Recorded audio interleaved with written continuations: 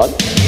نعتذر طبعا جماهيرنا طبعا خسارة كانت يعني. Usai negaranya diolok satu dunia, striker Qatar malah tantang Indonesia secara sombong. Akram Afif, kalian gak usah banyak ngomong. Kami bantai kalian di Piala Asia. Netizen, halah, paling juga nyuap wasit. Isu ini kembali memanas setelah nama Qatar terseret dalam rangkaian kontroversi sepak bola yang viral di media sosial. Awalnya cuma satu pertandingan yang dibahas, tapi dalam hitungan jam, narasinya melebar jadi perdebatan global yang melibatkan fans, pengamat, sampai pemain itu sendiri. Sepak bola yang harusnya soal 90 menit di lapangan berubah jadi perang opini tanpa akhir di internet. Semuanya bermula dari laga yang ramai dibicarakan ketika Qatar disebut tampil dalam pertandingan dengan intensitas tinggi yang dianggap sebagian pihak terlalu keras, termasuk dalam laga yang dikaitkan dengan Kanada. Dari beberapa cuplikan yang beredar, terlihat duel fisik yang sangat intens, tackle-tackle keras, dan benturan yang langsung memicu reaksi publik. Di sisi lain, ada juga yang menilai itu masih bagian dari sepak bola modern, yang memang keras di level tertinggi. Tapi perdebatan sudah terlanjur melebar, begitu video itu menyebar. Langsung muncul reaksi dunia dari berbagai arah. Pengamat sepak bola mulai mempertanyakan standar permainan dan keputusan di lapangan. Sementara fans netral ikut memperdebatkan, apakah laga tersebut masih dalam batas fair play, atau sudah terlalu jauh? Yang jelas, satu klip pendek saja cukup untuk mengubah satu pertandingan jadi isu internasional yang tidak berhenti dibahas. Dari situ, narasi tidak lagi berhenti di satu pertandingan saja. Publik mulai menarik kembali berbagai cerita lama tentang perjalanan Qatar di panggung sepak bola dunia. Cara mereka berkembang, cara mereka bersaing, sampai berbagai kontroversi yang dulu sempat muncul. Semuanya ikut diangkat lagi ke permukaan. Perlahan, opini publik terbentuk, bukan hanya dari fakta pertandingan, tapi juga dari persepsi yang terus diulang di media sosial. Dan seperti biasa, internet langsung mengambil alih cerita ini. Qatar mulai dijadikan bahan meme global. Potongan video diedit ulang, diberi narasi satir, dibandingkan secara berlebihan dengan tim lain, sampai muncul berbagai candaan yang sudah tidak lagi berada di wilayah analisis sepak bola, tapi lebih ke hiburan dan ejekan yang menyebar cepat di berbagai platform. Di tengah situasi itu, netizen Indonesia ikut masuk ke dalam arus besar komentar yang semakin panas. Kolom komentar akun-akun sepak bola Qatar dan federasi terkait dipenuhi berbagai reaksi, terutama setelah isu skor besar dan cuplikan lama kembali viral. Ada yang menyindir, ada yang menyerang, ada yang bercanda, dan ada juga yang hanya ikut memperkeruh suasana yang sudah panas sejak awal. Situasi semakin memanas ketika Akram Afif mulai dikaitkan dengan respons terhadap komentar netizen Indonesia. Dalam narasi yang beredar di media sosial, ia disebut tidak terima dengan komentar tersebut, lalu memberikan respons ada tantangan. Ia menegaskan bahwa Qatar tidak perlu banyak bicara di media sosial dan akan membuktikannya langsung di lapangan, terutama di Piala Asia 2027. Pernyataan itu langsung menyebar cepat dan berubah jadi bahan bakar baru. Di satu sisi ada yang melihat itu sebagai bentuk kepercayaan diri seorang pemain top yang siap menghadapi tekanan. Tapi di sisi lain, banyak juga yang menilai itu sebagai sikap terlalu sombong yang justru memperkeruh situasi yang sudah panas sejak awal. Dari situ, balasan dari netizen Indonesia langsung meledak lebih keras. Komentar yang paling banyak muncul adalah sindiran bahwa mereka siap menghadapi Qatar di lapangan dan membuktikan semuanya nanti di turnamen. Kalimat-kalimat itu menyebar cepat dan berubah jadi simbol rivalitas digital yang sudah terbentuk bahin sebelum pertandingan benar-benar terjadi. Namun yang membuat situasi ini semakin liar adalah munculnya narasi tambahan yang lebih keras di kolom komentar. Salah satu yang paling sering diulang adalah paling juga bayar wasit, walaupun tidak ada bukti yang jelas untuk mendukung klaim tersebut. Di dunia media sosial, narasi seperti ini tetap hidup karena kekuatan emosi, pengulangan dan algoritma yang mempercepat penyebarannya. Kalau dilihat lebih dalam, semua ini sebenarnya sudah jauh melampaui satu pertandingan atau satu pemain. Ini sudah berubah jadi gambaran besar bagaimana sepak bola modern bekerja di era digital, di mana pertandingan tidak lagi selesai saat peluit akhir berbunyi, tapi justru berlanjut di ruang tanpa batas bernama media sosial. Di ruang itu, Akram Afif jadi salah satu sosok yang paling disorot. Setiap gerakan, setiap ekspresi, bahkan setiap pernyataan yang dikaitkan dengannya bisa langsung berubah jadi bahan perdebatan besar. Tekanan seperti ini membuat seorang pemain tidak hanya dinilai dari performa di lapangan, tapi juga dari narasi yang berkembang di luar lapangan. Sementara itu, Qatar harus menghadapi dua dunia sekaligus. Satu dunia adalah pertandingan di lapangan yang penuh tekanan dan strategi, dunia lainnya adalah opini publik yang bergerak jauh lebih cepat, jauh lebih liar, dan seringkali tidak bisa dikendalikan oleh fakta. Netizen Indonesia sendiri terus memperpanjang dinamika ini dengan berbagai reaksi yang muncul tanpa henti. Ada yang serius, ada yang bercanda, ada yang ikut arus viral, dan ada juga yang hanya menonton sambil mengikuti drama yang terus berkembang. Tapi efeknya tetap sama. Setiap komentar baru memperpanjang siklus konflik yang tidak pernah benar-benar selesai. Dan yang paling menarik, tidak ada tanda bahwa siklus ini akan berhenti dalam waktu dekat. Karena setiap pernyataan baru akan memicu reaksi baru. Setiap video baru akan membuka kembali perdebatan lama. Dan setiap momen kecil bisa berubah jadi bahan bakar untuk gelombang berikutnya. Pada akhirnya, semua narasi ini akan kembali ke satu titik yang sama, di mana semua klaim benar-benar diuji.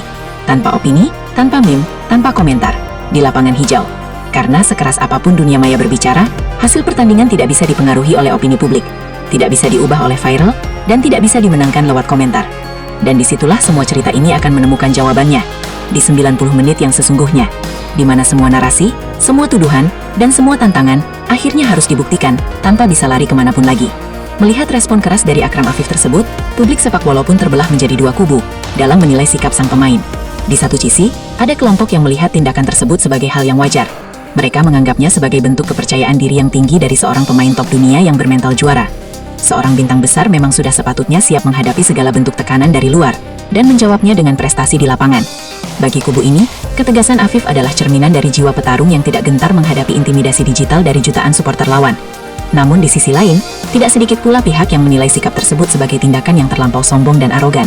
Mereka menganggap respons tersebut justru memperkeruh situasi yang sejak awal sudah tegang, sekaligus menunjukkan bahwa sang pemain sebenarnya terganggu oleh tekanan psikologis yang dilancarkan oleh netizen.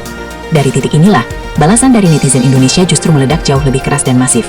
Kolom komentar tidak lagi hanya berisi kritik, melainkan tantangan balik yang siap menguji nyali skuad Qatar.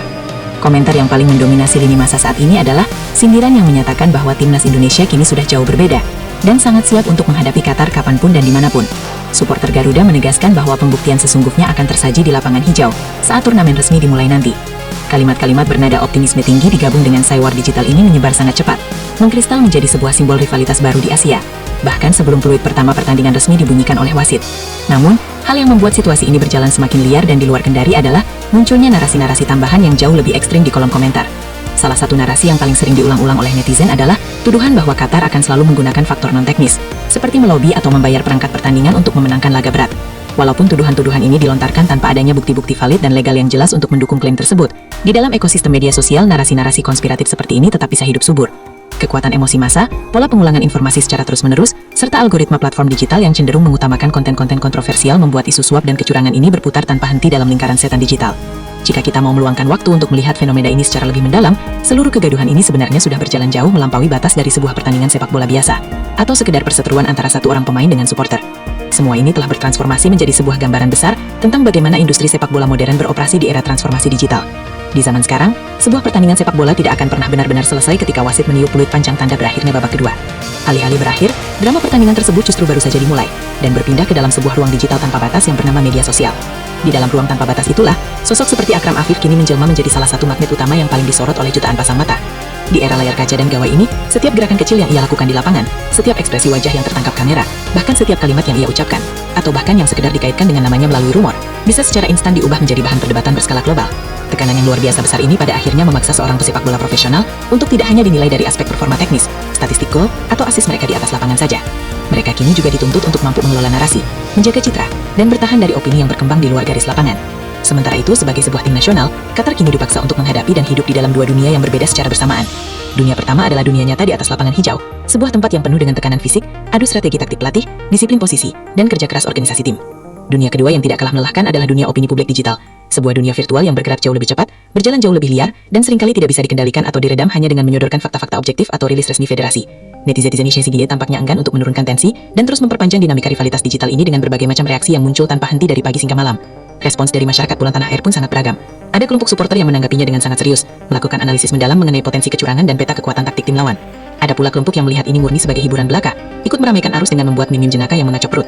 Ada yang hanya sekedar ikut-ikutan arus yang sedang viral demi mendapatkan impresi, dan tentu saja ada kelompok penonton pasif yang hanya duduk manis sambil menikmati drama sepak bola digital yang terus berkembang setiap harinya. Namun, terlepas dari apapun motivasi di balik setiap ketukan jari netizen, efek akhir yang dihasilkan tetaplah sama. Setiap komentar baru yang ditulis, setiap video reaksi baru yang diunggah, akan selalu memperpanjang siklus konflik digital ini, membuatnya menjadi sebuah lingkaran emosi yang tidak pernah benar-benar menemui titik penyelesaian. Dan hal yang paling menarik dari fenomena ini adalah, hingga saat ini belum ada tanda-tanda sekecil apapun bahwa siklus rivalitas digital ini akan mereda atau berhenti dalam waktu dekat.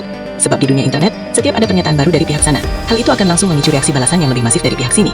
Setiap ada unggahan video pertandingan lama yang kembali mencuat, hal itu akan secara otomatis membuka kembali luka dan perdebatan lama yang belum sembuh sepenuhnya.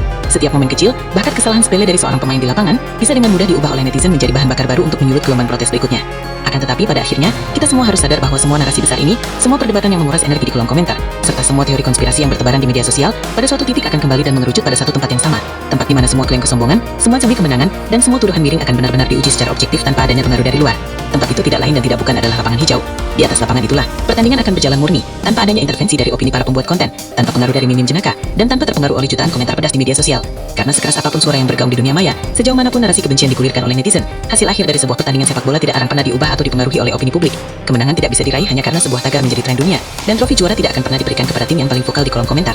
Di dalam stadion, di bawah guyuran lampu sorot, dan disaksikan oleh puluhan ribu pasang mata. Disitulah semua cerita drama ini akan menemukan jawaban hakikinya. Dalam durasi 90 menit yang sesungguhnya, di mana semua taktik pelatih diadu, di mana ketahanan fisik para pemain dikuras sampai batas maksimal, dan di mana mentalitas seorang juara benar-benar diuji.